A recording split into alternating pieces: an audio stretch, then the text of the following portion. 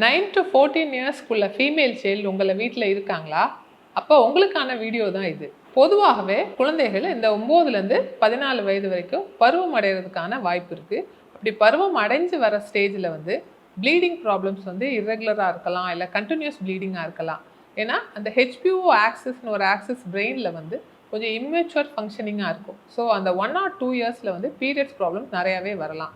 இதனால continuous bleeding வர்றப்ப குழந்தைகள் அந்த ஹீமோகுளோபின் லெவல் ரொம்ப குறைஞ்சு அனீமியான்ற நோயால் பாதிக்கப்படுறாங்க. இதனால ஆஸ் பேரண்ட்ஸ் நம்மளோட ரோல் என்னன்னு பார்த்தீங்கன்னா, அந்த பிள்ளைங்களுக்கு நம்ம ரொம்ப சப்போர்ட்டிவாக இருக்கணும்.